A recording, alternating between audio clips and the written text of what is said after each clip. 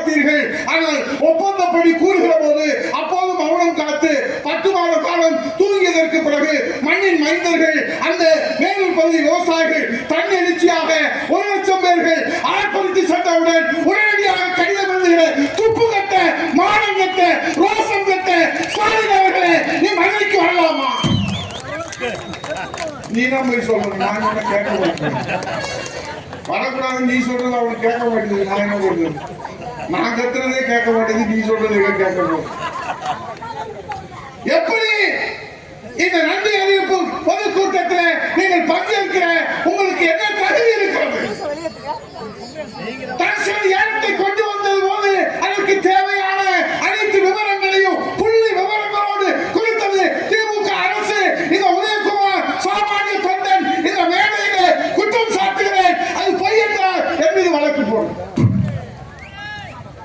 நீதிமன்றத்தில் வந்து நாங்கள் அதை சந்திக்க தயாராக இருக்கிறோம். அத்தனை விவரங்களையும் கொடுத்தது நீங்க. இந்த மேலூர் பகுதி அது வெறும் கனிம வளங்கள் அல்ல, அங்கே எப்படிப்பட்ட இயற்கை வளங்கள் இருக்கிறது.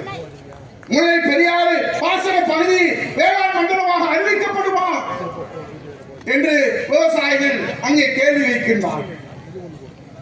ஏன் இந்த கேள்வியை வைக்கின்றார்கள்? எதிர்காலத்திலே டங்ஷன் போன்ற திட்டங்களால் மீண்டும் ஒரு அச்சுறுத்தல் ஏற்படாமல் இருக்க முல்லை பெரியாறு பாசன பகுதியில் பாதுகாக்கப்பட்ட வேளாண் மண்டலங்களாக அறிவிக்கப்பட இந்த மாநில முதலமைச்சர் முயற்சி எடுப்பாரா?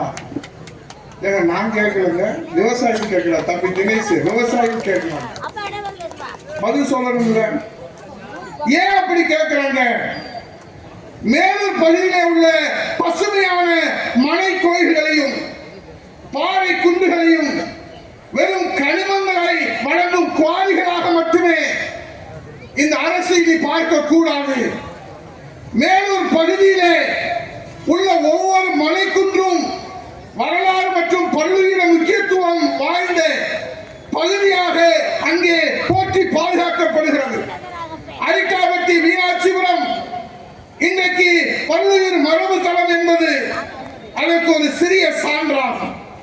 பல்லுயிர் மரபு தளத்திற்கு தகுதி வாய்ந்த புலிமலை, கிடாரிமலை, சோமகிரி மலை, முறிமலை, அருவிமலை, கோட்டைமலை, பனைமலை, மேன்மலை, மாண்டலை ஐயனார் கோயில் காடு, கோமுதூக்கி ஐயனார் கோயில், மூங்கில் பாறை கருப்பு கோயில் காடு, திரணி கருப்பு கோயில் காடு, தொந்தி கருப்பு கோயில் காடு, அழகு நரசிம்மன் கோயில் காடு, பெருங்காட்டு கருப்பு கோயில் காடு என பண்பட்ட நோக்கிலும் பல்லுயிர் நோக்கிலும் பல்லுயிர் மரபு தன்னகத்தை தகுதி வாய்ந்த பல பகுதிகளை மேலூர் பகுதியிலே இன்றும் உயிர்ப்போடு இருக்கின்றன என்று விவசாயிகள் சொல்லுகிறார்.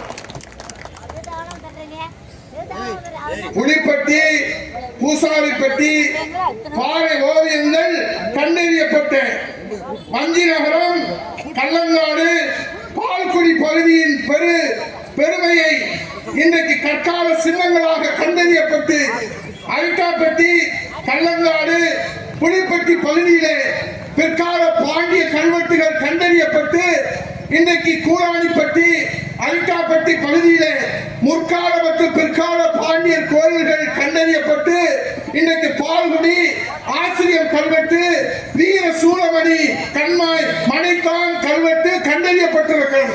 அழகர் கோயில் பகுதியிலே முதல் முறையாக மலையான் தாழை என்ற அரிய வகை பறவைகள் இருப்பது இன்றைக்கு கண்டறியப்பட்டிருக்கிறது. சோமகிரி மலையில பனிமலை குட்டு, புலிமலை, அருவிமலை, கேசம்பட்டி உள்ளிட்ட பகுதிகளிலே அளவின் விளிம்பில் உள்ள சாம்பல் நிற தேவாங்குகள் வாழிடம் கண்டறியப்பட்டிருக்கிறது. இன்னும் வெளிப்படாத பல்வேறு சிறப்புகள், இன்னும் கண்டறியப்படாத பல்வேறு சிறப்புகள் மேலூர் பகுதியிலே கொண்டிருக்கின்றன.